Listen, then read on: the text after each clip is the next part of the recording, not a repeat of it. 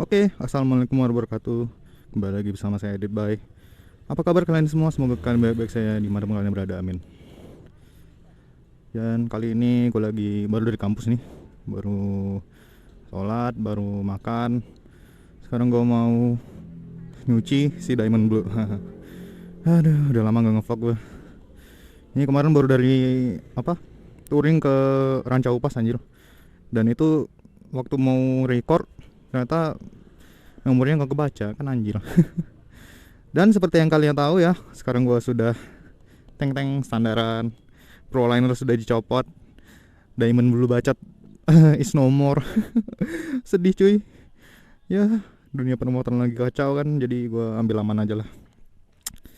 Ya oke lah, sambil gue mau bahas sedikit lah tentang dunia permotoran ini ya. Yuk kita caw. Bismillahirrahmanirrahim. Jadi gue mau ke tempat door smearnya, tapi nggak tahu sih itu tutup atau buka. Kalau buka ya kita door smear.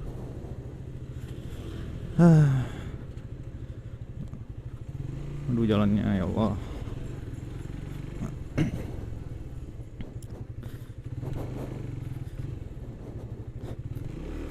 Anjir. Udah nggak bacot lagi, jadi ngegas tinggi tuh enak. High drive.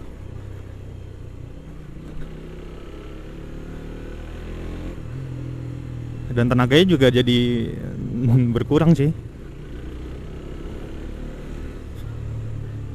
karena udah pembuangannya udah nggak plong lagi kan.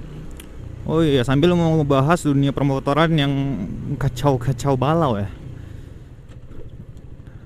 Dan gue mau masuk dunia permotoran di saat lagi kacau-kacaunya kan, kampret. Enggak sih, sebenarnya gue udah tahu ya dunia permotoran ini dari lama gitu. Udah 4 tahun. Ya nggak lama-lama amat sih, cuman ya udah ngerti lah. Kayak cara bermotor yang baik gitu.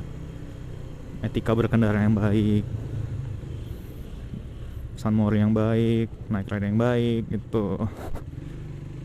Sunmori itu udah ada 10 tahun ya katanya. Lebih katanya. Udah tua lah pokoknya.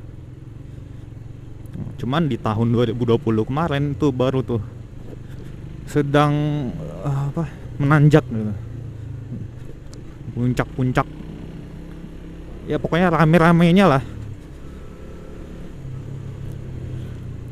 Dimana itu semua menjadi kekacauan gitu.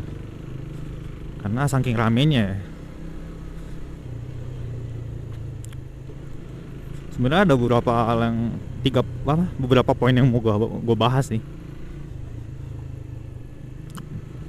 Kenapa dunia permotoran itu jadi kacau? Yang pertama dari alasan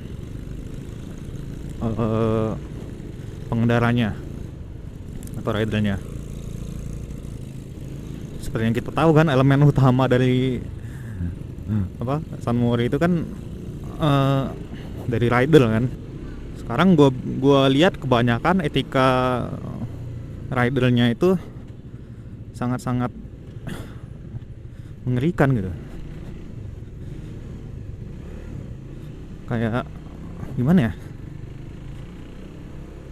Pokoknya di jalanan itu udah berasa milik sendiri cuy. Aduh, dia lupa kalau ada orang lain yang memakai jalan itu gitu. Contoh, speeding ini dalam artian tiap saat speeding gitu. Tiap lampu merah mau lampu hijau speeding gitu terus. Ya kehidupannya kayak speeding itulah. Pengen cepet-cepet dikubur ya. Udah gitu ugal, aduh. Ugalnya tuh apa ya? Sama kayak speedingnya, setiap saat gitu, tanpa memandang dan memperhatikan lingkungan sekitar. Jadi ya ugal-ugal aja. Pokoknya dari etika pengendaranya tuh udah apalah ya, udah kritis lah bisa dibilang. Entah karena emang dia baru tahu San Mori terus ikut-ikutan tanpa mempelajari dulu bagaimana cara San Mori yang baik, yang benar gitu. Udah gitu kebanyakan juga menyinggung lagi bocil-bocil. Nah, ntar tersinggung nih bocil-bocilnya. Tapi ya harus disinggung sih, karena sebagian besar tuh membahayakan gitu bocil-bocil. Gak semua ya, jujur ada beberapa bocil-bocil tuh yang memang dia udah mengerti gitu, udah ngerti cara berkendara yang baik. Jadi nggak kelihatan banget gitu. Sementara bocil-bocil yang barbar, gila, itu udah kelihatan banget gitu. Apalagi belum punya SIM kan. udah salam. Jadi ketika salah satu faktor utamanya itu dari pengendaranya gitu. Kalau motor dan lain-lain mah itu mah yang kedua gitu. Kan kebanyakan kasus-kasus tuh karena pengendaranya sih. Pengendaranya yang arogan lah, barbar lah. Kalau motor mah nomor 2 gitu. Nah, kalau nggak bisa jaga sikap etika berkendara, ya pertama disalahin pengendara. Yang kedua, kalau motornya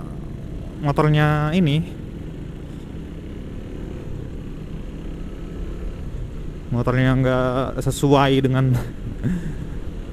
standar jalanan, ya motornya pasti disalahin.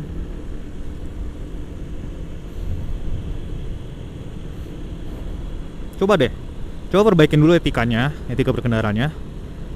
Pasti orang juga bakal respect juga gitu, tanpa mandang dulu ke motor gitu. Biasa kan kalau udah etikanya jelek, pasti yang kedua dipandang tuh motor. Ya udah, akhirnya disalahin lagi kan. Yang harusnya ngocil malah jadi moge. Banyak yang bilang tragedi Lingkar 1 buat dunia permotoran jadi kacau. Tragedi Lembang buat dunia permotoran jadi kacau juga. Padahal sebelum itu udah kacau kian anjir. Udah dari sononya gitu. Udah lama. Jadi jangan cuman salah-salahin orang aja. Kita juga harus sebagai pengendara gitu kan, anak motor, anak San Mori, ya masa kita mau gitu itu kita dicap jelek gitu kan. Ya enggak dong, kita juga harus bisa buktiin kita bisa jadi anak San Mori yang baik gitulah intinya. 200 mil udah mau deket lagi, gue puterin dikit lah. Mendung cok, anjir. Yang kedua yang mau gue bahas itu dari sisi motor ya. Motor-motor anak San Mori itu kalau kalian tahu lah, ya knalpot bising, kadang nggak pakai spion, kadang nggak ada platnya juga. Nah, yang kayak gitu. Gimana ya bilangnya, kayak ya kalau knalpot nantilah kita singkirin dulu lah. Kalau spion sama plat, nah itu kalau udah dua itu nggak ada, kalau gue pribadi nih ya, berasa kayak kosong gitu. Kayak motor ini tuh bukan street legal jadinya. Berasa kayak motor sirkuit. Itu sih paling. Jadi kalau usahakan motor kalian tuh jangan jangan gak lengkap lah. Jangan sampai menarik perhatian dari aparat itu buat milang motor kalian. Kalau kalian yang udah barbar terus motor kalian kayak gitu, ya berlipat-lipat kan pelanggarannya. Nah, untuk knalpot nih udah ada di peraturannya ya, undang-undang berapa gitu. Kalau 80 cc motor gua ya, 150 cc. 80 cc sampai 175 cc itu maksimal 80 dB kalau nggak salah. Terus di atas itu 83 dB. Ada statement kalau nggak salah, kecuali dari pabrikan itu boleh. Nah, pertanyaannya itu pabrikan mana gitu? Pabrikan yang aftermarket atau yang pabrikan dari sononya, dari motor ininya, pabrik motornya gitu kan. Jadi kalau knalpot ini masih belum ada apa namanya, peraturan yang pasti gitu.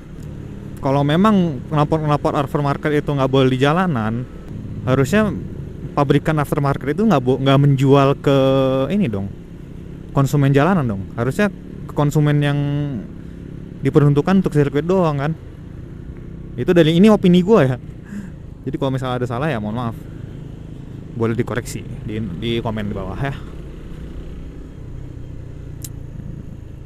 Nah, jadi untuk mengakali itu gue akhirnya udahlah, kita sebagai anak motor turunkan dulu ego kita gitu. Ya dimulai dengan melengkapi apa, bagian-bagian di motor. Terus knalpot jangan ganti dulu ke apa, aslinya, orinya, yang tidak berisik untuk sementara ini.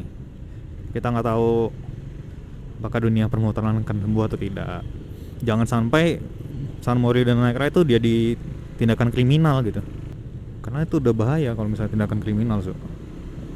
Misalnya udah dilarang, wah, jadi hobi kita gimana? Mau hobi kita dilarang? Mau hobi kita diberlakukan seperti kriminal? Kan enggak kan? Perbaikilah attitude kalian dalam berkendara. Kalau yang mau terjun dunia permotoran, pelajari dulu cara berkendara yang baik. Jangan asal turun gitu aja, karena bisa membahayakan orang lain dan diri sendiri. Kasihan gitu kan. Apalagi buat kalian yang masih di bawah umur, jangan sampai masa depan kalian tuh rusak gitu cuman gara-gara ini doang. Ya jadi gitulah paling. Mana ya? Wah, tutup jangan-jangan nih. Aduh. Ya udahlah ya, kayaknya sekian dulu vlog dari gua kali ini. Mohon maaf apabila ada kesalahan kata-kata atau perbuatan. Wah gila, vlog kali ini ada faedahnya juga anjir. Nggak nyangka gue bisa bikin konten faedah. Ya udahlah ya. Ya tetap safety riding. Stay healthy, stay safe, stay happy kalian dimanapun kalian berada.